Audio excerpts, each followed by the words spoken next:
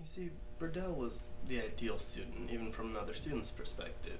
It wasn't all about the numbers for him. He'd just learn and learn and learn, and he'd soak it up like a sponge. And then, come test day, he would just barely pass so that he wouldn't ruin the curve for everyone. I mean, talk about a great guy. I'd want him in my class.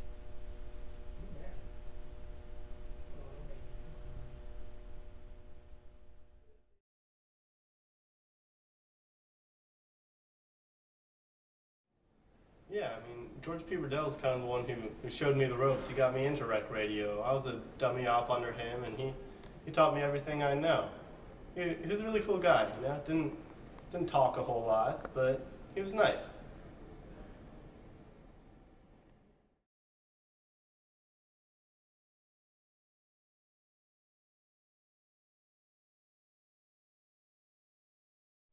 Yes, well, these are all books that I've written on George P. Burdell, and well, there's this one, for instance.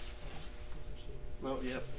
See, this one is about his GPA, and this book is just fascinating. It's a bit long. It's what, over 2,000 pages, but just all about his GPA through the years.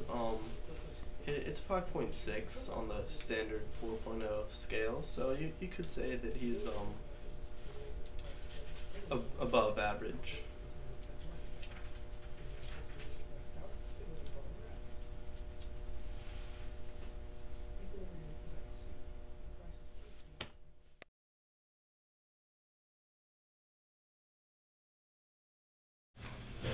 I mean, you can't really imagine a guy like that having a whole lot of friends. It's like, hey George, want to hang out?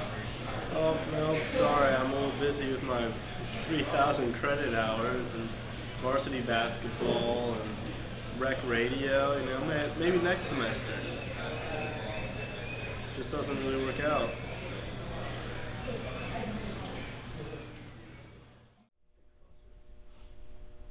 Now, George P. Burdell's favorite number is 107, and some people weren't exactly sure why at first, but after some research we found that it's a very important number, very powerful in numerology and in other fields.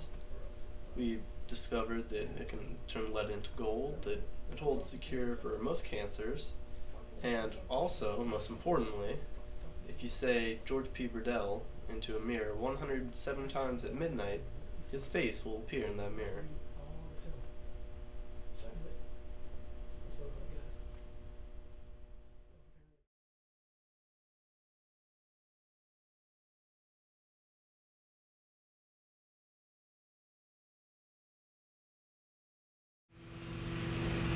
Let me tell you a little something about George P. Burdell. See, in World War II, he was flying a B-17 bomber, and after he single-handedly saved the world from Hitler, he did a little bit of worldly traveling. He came back to Tech, earned a few more PhDs. That's just the kind of guy he is. He does that.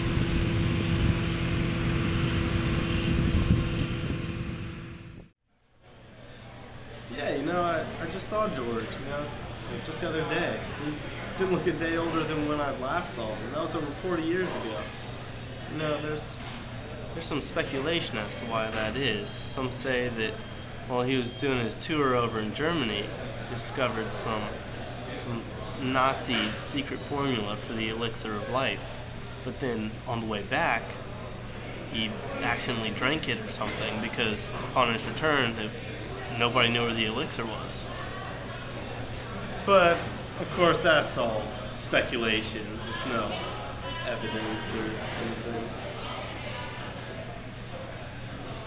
But it's true.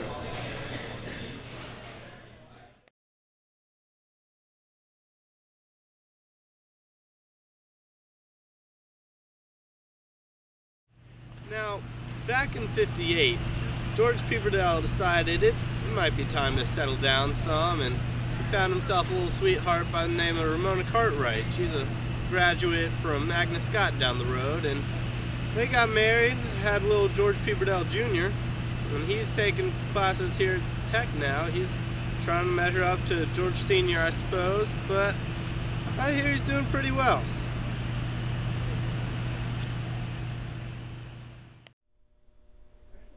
Yes, well, he did study in Harvard for a stint, but he came right back to Tech. This place, it was important to him. Maybe like a home, a birthplace even. It held some kind of magic for Burdell. Nothing could keep him away. Not even computerizing registration in 1969.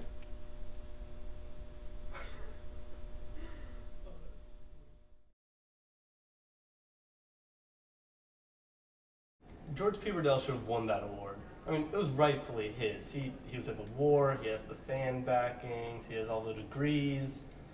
But it was the government, that shut him out. They told Time that they wanted to inspire patriotism and that George W. should win instead. So they went along with it. They took him out of the running, and just because they figured he was too busy to show up for the photo shoot, when he should have won.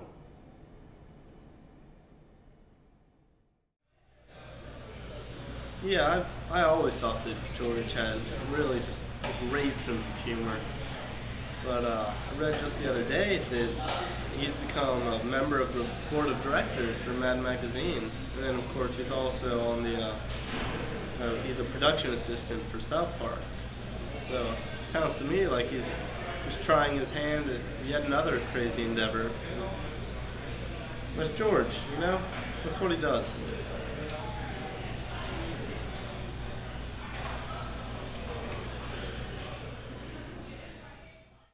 Yeah, I'd say he's pretty involved around campus. He's maybe not as much as he used to be when he was taking classes here, but he's busy with whatever it is he does now, I'm sure. I mean, he's got like 700 million Facebook friends, so people have to see him around somewhere, right?